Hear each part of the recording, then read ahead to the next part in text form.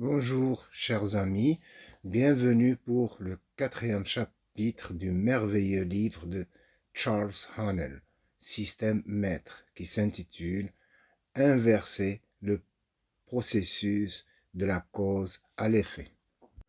Commençons. Les principes suivants devraient être appliqués au cours du quatrième chapitre. Ils expliqueront pourquoi ce que vous pensez, ce que vous faites, ce que vous ressentez est le reflet de ce que vous êtes.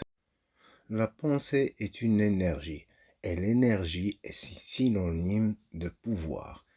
Toutes les religions, sciences et philosophies que ce monde a connues ont été basées sur des manifestations de cette énergie, et non sur l'énergie elle-même. Cela explique pourquoi le monde s'est limité aux effets, ignorant ou méconnaissant les causes. Le système de réalisation inverse ce processus. Il ne s'intéresse qu'aux causes. Les lettres que l'auteur a reçues de ses étudiants témoignent d'une chose merveilleuse. Il confirme qu'en découvrant les causes, les étudiants peuvent s'assurer l'état de santé désiré, l'harmonie, l'abondance et toutes les choses qui peuvent assurer leur bonheur et leur bien-être. La vie est expressive par excellence et il nous appartient de nous exprimer de manière harmonieuse et constructive. La douleur, la souffrance, le malheur, la maladie et la pauvreté ne sont pas des nécessités absolues et peuvent être complètement éliminées de notre vie. Ce processus d'élimination consiste à s'élever au-dessus de toute forme de limitation. Celui qui rajeunit et purifie ses pensées n'a plus à se soucier des microbes. Celui qui a compris la loi de l'abondance peut se connecter instantanément à la source de toute richesse. De cette manière, le destin, la chance et la destinée peuvent être contrôlés aussi sûrement qu'un capitaine contrôle son navire ou qu'un conducteur de train son train. Votre vrai moi n'est pas votre corps physique. Il n'est qu'un outil que votre moi utilise pour atteindre ses objectifs. Votre moi ne peut pas être non plus votre esprit, car il n'est qu'un outil qu'il utilise pour penser, raisonner et planifier. Le moi ou l'ego doit être un principe qui contrôle et gouverne le corps et l'esprit. C'est lui qui détermine ce qu'ils feront et comment ils agiront. Si vous parvenez à réaliser la véritable nature de votre moi, vous jouirez d'un sentiment de puissance que vous n'avez jamais connu auparavant. Votre personnalité est composée d'innombrables caractéristiques individuelles, de particularités, d'habitudes et de traits de caractère. Tous ces éléments sont le résultat de votre façon de penser, mais n'ont rien à voir avec votre véritable personnalité. Lorsque vous dites « je pense », votre moi dit à l'esprit ce à quoi il doit penser. Lorsque vous dites « je vais », votre moi dit au corps « où aller ». La véritable nature de ce moi est spirituelle. C'est la source du véritable pouvoir qui profite à tous ceux qui réalisent leur véritable nature. Le plus grand et le plus sublime de tous les pouvoirs que ce moi spirituel nous a donné est celui de la pensée. Malheureusement, très peu de gens savent penser de manière constructive et correcte. C'est pourquoi ils obtiennent des résultats mineurs. La grande majorité des gens laissent leurs pensées se concentrer sur des objectifs égoïstes, conséquence inévitable d'un esprit infantile. Lorsque l'esprit mûrit, il comprend que toute pensée égoïste cache en elle le germe de l'échec. Par exemple, un esprit mûr sait que toute transaction doit bénéficier à toutes les personnes impliquées et que toute tentative de profiter de la faiblesse, de l'ignorance ou du besoin d'une autre personne aura des conséquences défavorables pour la personne concernée. L'explication est simple. Chaque individu est une partie intégrante du principe universel. Normalement, une partie ne peut être antagonique à une autre. Au contraire, le bien-être de chaque partie dépend de la reconnaissance de l'intérêt de la majorité. Tous ceux qui reconnaissent ce principe bénéficient d'une grande avancée dans la vie. Ils sont concentrés, ils ne s'épuisent pas inutilement. De plus, ils savent comment éliminer facilement les pensées inutiles ou superflues en se concentrant intensément sur les sujets souhaités. Ils ne perdent jamais leur temps et ne dépensent pas leur argent pour acheter des objets qui ne leur sont pas strictement nécessaires. Si vous n'y arrivez pas, c'est que vous n'avez pas fait l'effort. Le moment est venu de faire cet effort. Les résultats que vous obtiendrez seront directement proportionnels aux efforts que vous aurez fournis. L'une des affirmations les plus puissantes que vous puissiez utiliser pour renforcer votre volonté et votre pouvoir d'action est la suivante. Je peux être tout ce que je veux être. Chaque fois que vous répétez cette phrase, essayez de réaliser qui est le je qui parle. Essayez de comprendre la véritable nature de ce je.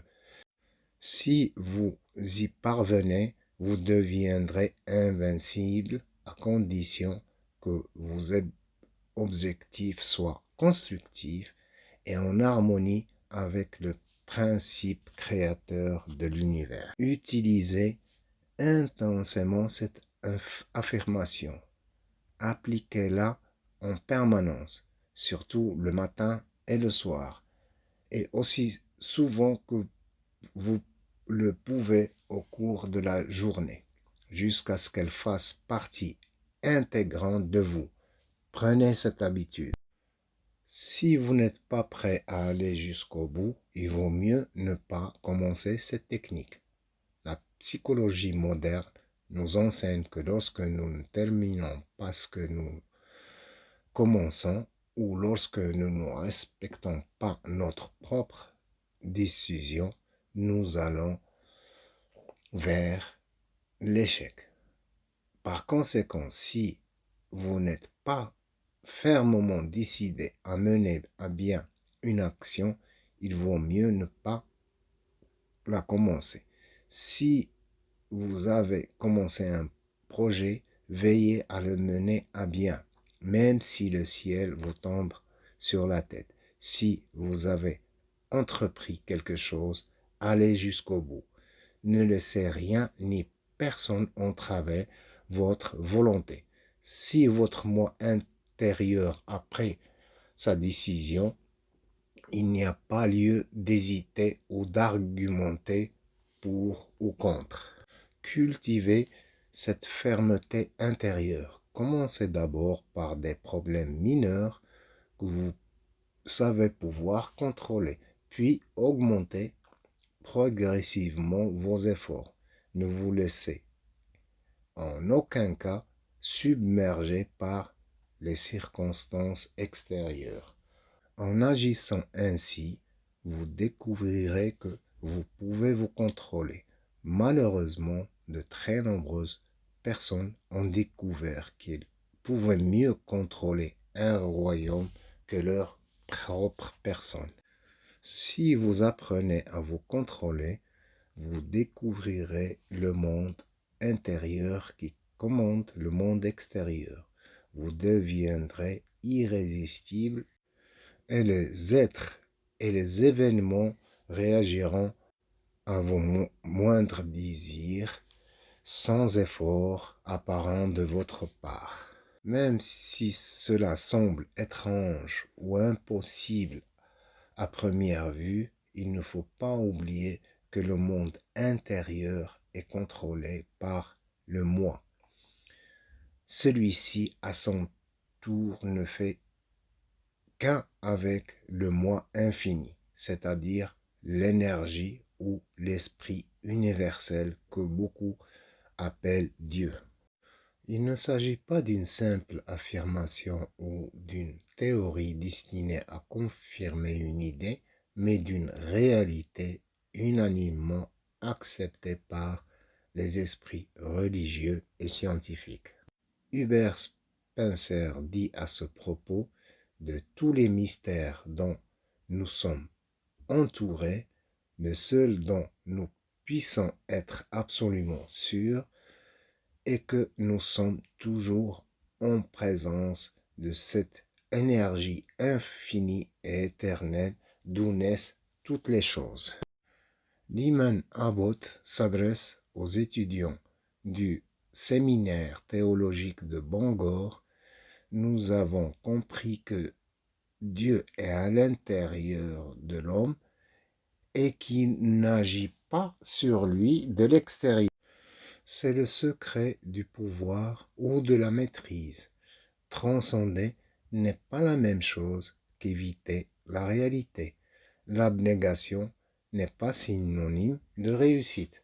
Personne ne peut donner s'il ne reçoit pas.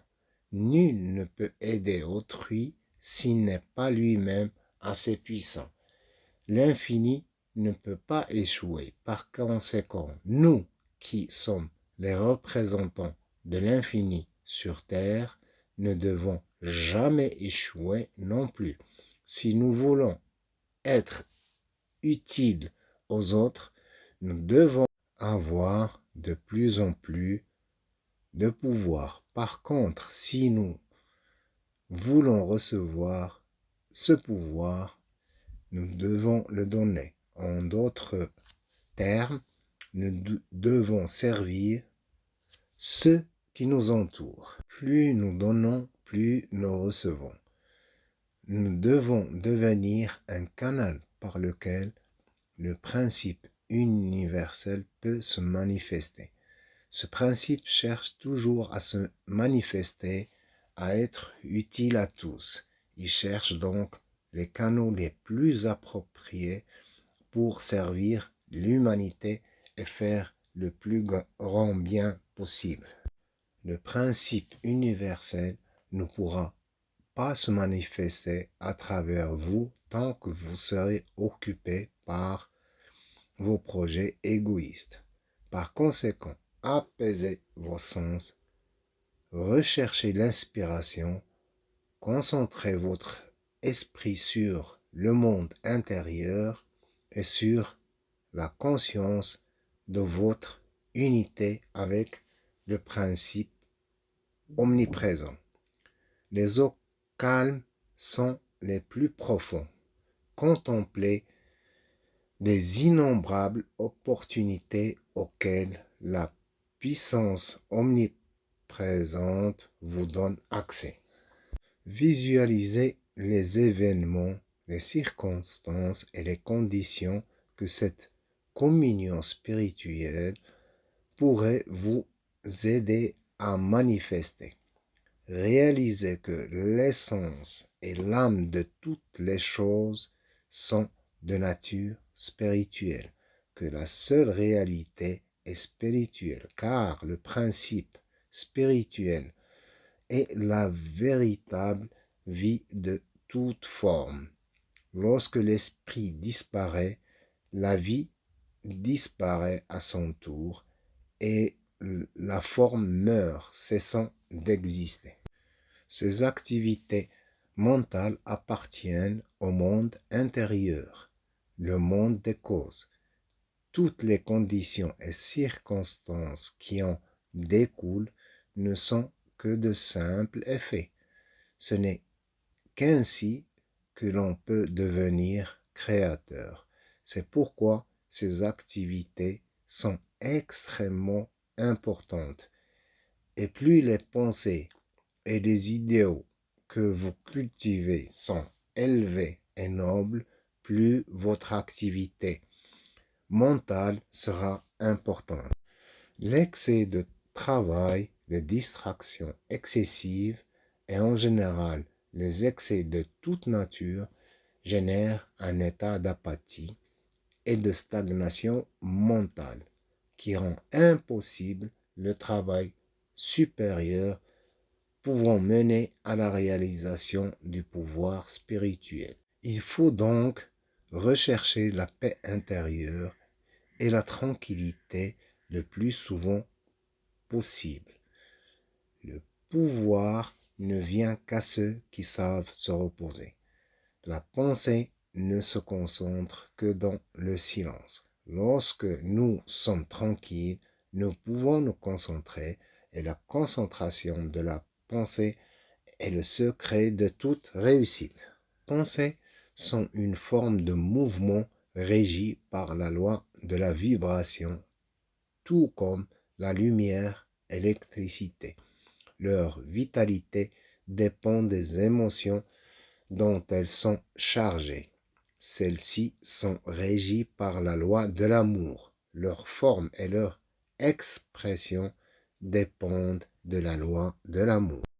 Les pensées sont des produits du moi spirituel. Leur nature est donc divine, spirituelle et créative. Il découle de tous ces arguments que pour manifester le pouvoir, l'abondance ou tout autre principe constructif, nos pensées doivent être soutenues par des émotions pour prendre forme. Comment y parvenir? C'est le point le plus important.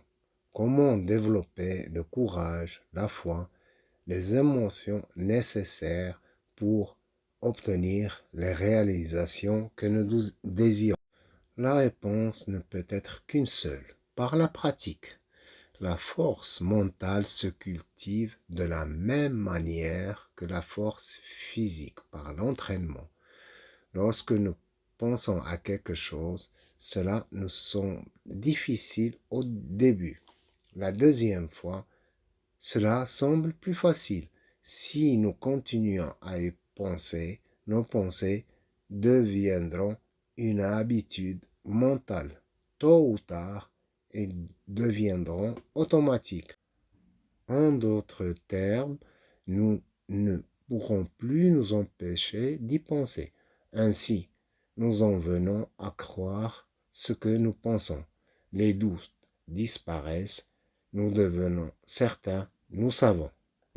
Le chapitre précédent, je vous ai appris à vous détendre physiquement. L'exercice de ce chapitre vous invite à vous détendre mentalement. Si vous avez pratiqué l'exercice du chapitre précédent pendant 15 à 20 minutes par jour, conformément aux instructions, vous avez certainement appris à vous détendre physiquement. Les personnes qui ne parviennent pas à se détendre rapidement et complètement ne sont pas maîtres d'elles-mêmes et ne jouissent pas encore de la liberté intérieure et sont encore esclaves des circonstances extérieures. Je suppose cependant que vous avez appris à pratiquer parfaitement cet exercice et que vous êtes donc prêt à faire un pas de plus. Cette étape, c'est la relaxation mentale. Cette fois, après avoir pris votre position habituelle, éliminez toutes les tensions physiques en vous détendant complètement, puis détachez-vous mentalement de tout état négatif tel que la haine, la colère, l'inquiétude, la jalousie, l'envie, la tristesse, le chagrin ou la déception de quelque nature que ça soit. Certains diront qu'ils ne peuvent pas se détacher de toutes ces choses. En réalité, si on le veut vraiment, on peut se détacher. Il suffit pour cela d'en prendre la décision au niveau mental avec une intention volontaire et ferme et de la poursuivre avec persévérance. La raison pour laquelle certaines personnes ne parviennent pas à se détacher est qu'elles se laissent contrôler par leurs émotions et non par leur intellect. Si elle est cultivée, la volonté gouvernée par l'intellect l'emportera. Même si vous ne réussissez pas du premier coup, rappelez-vous que la persévérance mène à la perfection et que ce principe s'applique dans tous les domaines de la vie. Faites donc l'effort d'éliminer de votre esprit toutes les pensées négatives et destructrices. Rappelez-vous dans ce sens qu'elles sont la graine empoisonnée qui germe dans votre esprit, générant tout le mauvais état et toutes les circonstances négatives de votre vie. Questions et réponses qui peuvent vous aider tout au long de votre pratique. Qu'est-ce qu'une pensée? Les pensées sont une forme d'énergie spirituelle. Comment sont-ils transportés? Ils sont transportés par la loi de la vibration. Quelle loi régit leur vitalité? Loi de l'amour. Quelle loi régit leur forme? Loi de croissance. Quel est le secret du pouvoir créatif des pensées? L'activité spirituelle. Comment développer la foi, le courage, l'enthousiasme qui peuvent contribuer de manière décisive à l'obtention des résultats souhaités en reconnaissant notre nature spirituelle. Quel est le plaisir? Une forme de paix physique. Quelle est sa valeur? C'est le premier pas vers la maîtrise de l'affirmation de soi. Voilà mes chers amis, le 4e chapitre de ce merveilleux livre de Charles Haanel. J'espère qu'il vous a plu. Alors n'hésitez pas à vous abonner, à faire un j'aime et à partager. Je vous souhaite le meilleur et à bientôt.